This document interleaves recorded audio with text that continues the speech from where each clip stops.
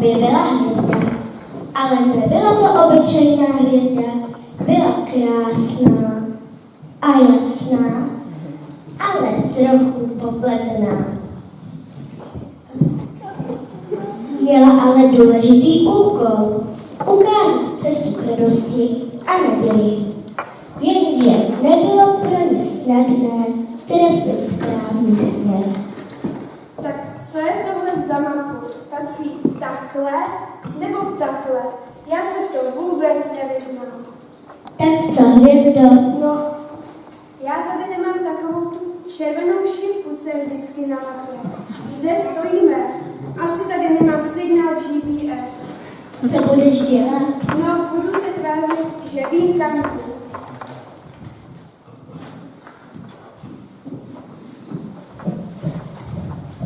Honem rychle k Betlému, vždyť na tebe všichni koukají. Jo, vždyť na mě všichni koukají, to jsou nervy. Tak tam nebo tam?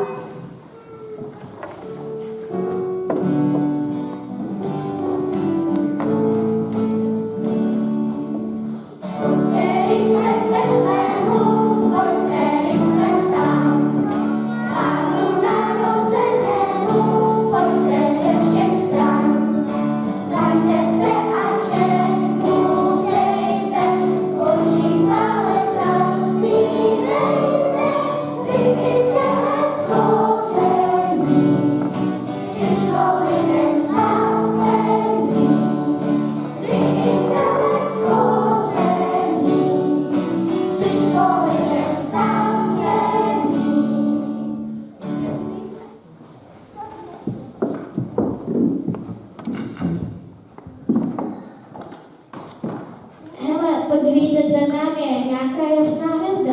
Nikdy jsem nic takového neviděla. To je zvláštní. Třeba to znamená, že přijde bouřka. A nebo, že se narodilo královské dítě. A nebo, že se prostě jen hvězdy nudí. Halo, já se nenudím, já mám úkol, ale trochu jsem se zamotala. Vy nejste králové, že ne? My, králové, kde pak, my jsme obyčejní pastýři. Hvězdičko Betlémska, prosli se hned, až najdem cestu, tu pořád nás nevést. Dokud tam nedojdeme, jasně cesty, hvězdičko Betlémska, na cestu šli.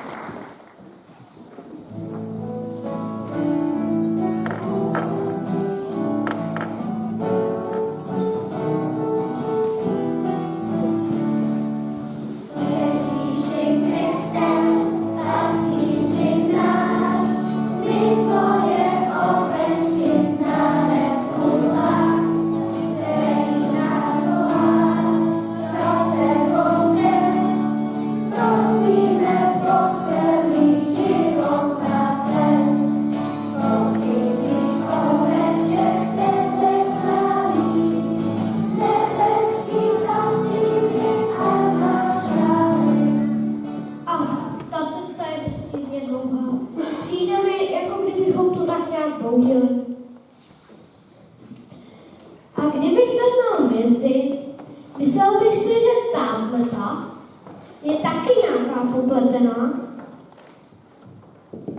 A přitom má tak nesmírně důležitý úkol. Ukázat nám cestu právě narozenému králi. To máš šrek. Musíme se mu jít poklonit a předat naše dary. Já nesu zlato. To se vždycky hodí. Zlatem člověk nikdy nemůže nic pokazit. Já mám kadidlo. Ale koukám. Ale čuchám, že mám od toho kadidla celou pokydanou kapsu.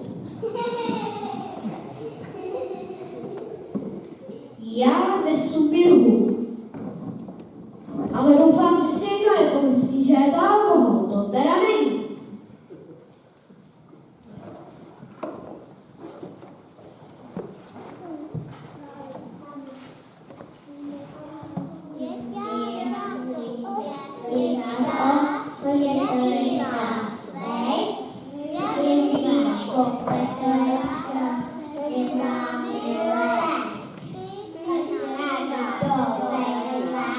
Děkujeme a tady Ježičko zůstaneme.